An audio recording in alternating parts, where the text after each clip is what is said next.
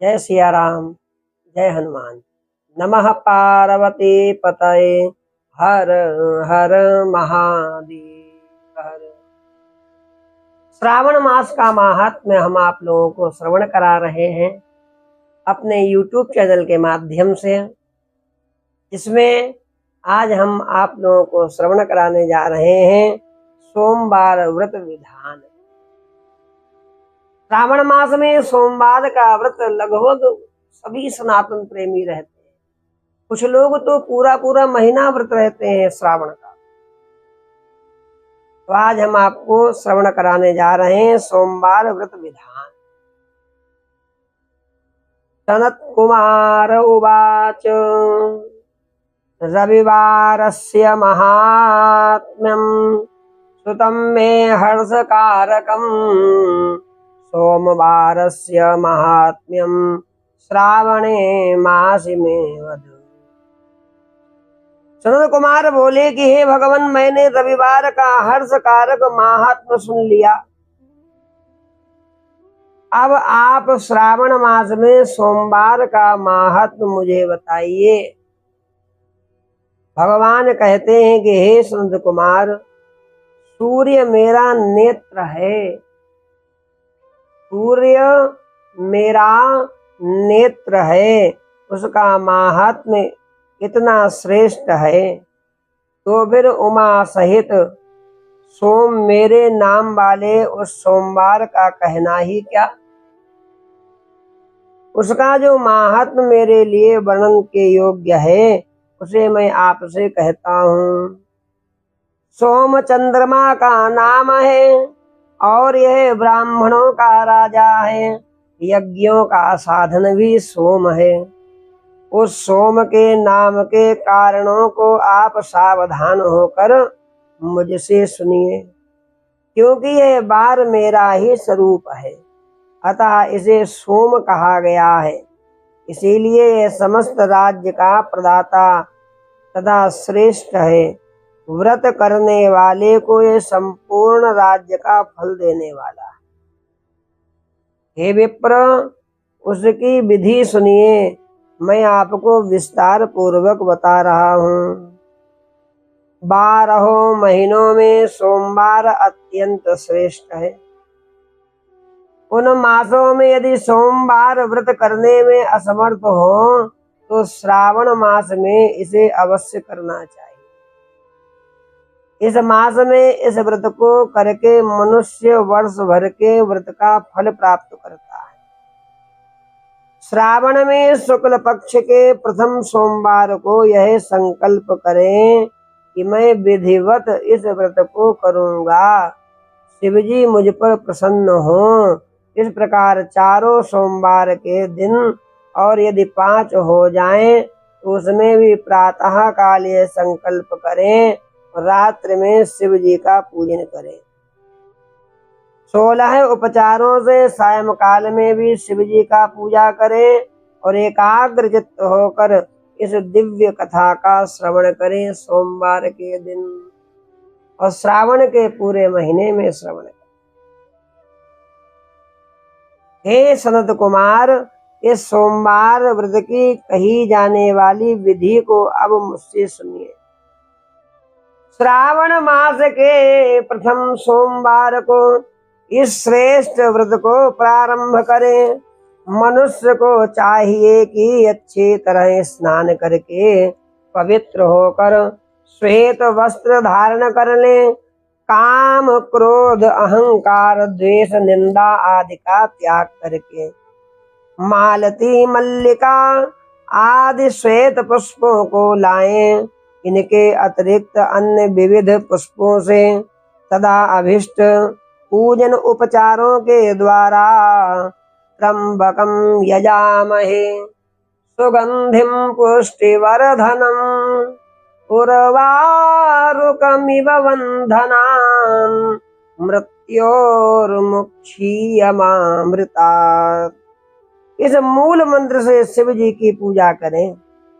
तत्पश्चात यह कहें कि मैं सर्व भवनाश, महादेव, उग्र, उग्रनाथ, भव शशिमौलि रुद्र नीलकंठ शिव तथा भवहारी का ध्यान करता हूँ।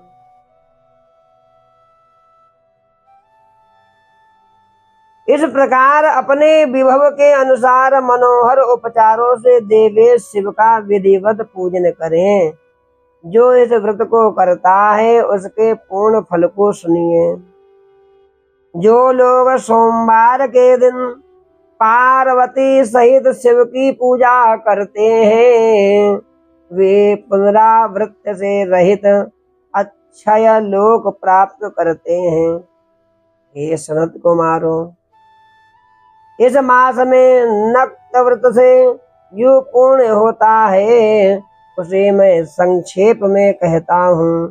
देवताओं तथा दानवों से भी अवेद्य 7 जन्मों का अर्जित पाप नक्त भोजन से नष्ट हो जाता है, इसमें संदेह नहीं करना चाहिए। अथवा इस उत्तम व्रत को उपवास पूर्वक करें।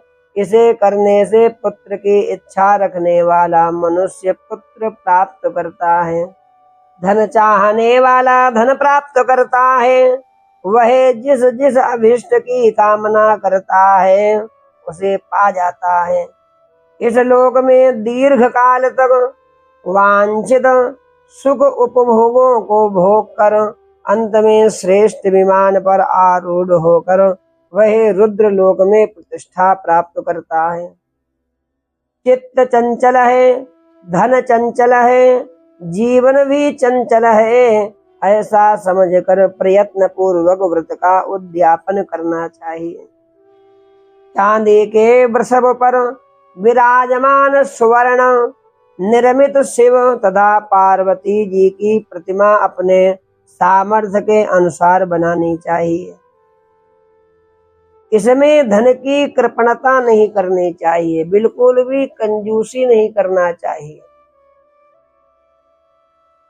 तदनंतर एक दिव्य शुभ लिंग तो भद्रमंडल बनाए और उसमें 2 श्वेत वस्त्रों से युक्त एक घट स्थापित करें। घट के ऊपर तांबे अथवा बांस का बना हुआ पात्र रखें और उसके ऊपर उमा सहित शिव को स्थापित करें। उसके बाद श्रुति स्मृति पुराणों में कहे गए मंत्रों से शिव की पूजा करें।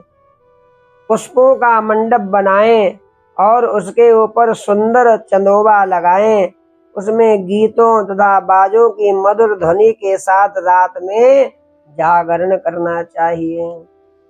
बुद्धिमान मनुष्य अपने गृह सूत्र में निर्दिष्ट विधान के अनुसार अग्नि स्थापन करें। फिर सर्व आदि 11 श्रेष्ठ नामों से पलाश की समिधाओं से 108 आहुति प्रदान करें। यब व्रीह तिल आदि की आहुति आप्यायस्व इस मंत्र से दें और बिल्व पत्रों की आहुति त्र्यंबकम यजामहे अथवा षडक्षर मंत्र ओम नमः शिवाय से प्रदान करें। तत्पश्चात सृष्टिकृत होम करके पूर्ण आहुति देकर आचार्य का पूजन करें और बाद में उन्हें गौ प्रदान करें, गौ दान करें। तदनंतर 11 श्रेष्ठ ब्राह्मणों को भोजन कराएं। उन्हें वंश पात्र सहित 11 घट प्रदान करें। इसके बाद पूजित देवता को तथा देवता को अर्पित सभी सामग्री आचार्य को और तत्पश्चात प्रार्थना करें। आचार्य को सामग्री प्रदान कर देनी चाहिए। इसके बाद में हाथ जोड़कर प्रार्थना करें, मेरा व्रत परिपूर्ण हो, शिव जी मुझ पर प्रसन्न हो। तदनंतर बंधुओं के साथ हर्ष पूर्वक भोजन करें। इसी विधान से जो मनुष्य इस व्रत को करता है वह जिस जिस अभिलषित वस्तु की कामना करता है उसे प्राप्त कर लेता है। अंत में शिवलोक को प्राप्त होकर उस लोक में पूजित होता है।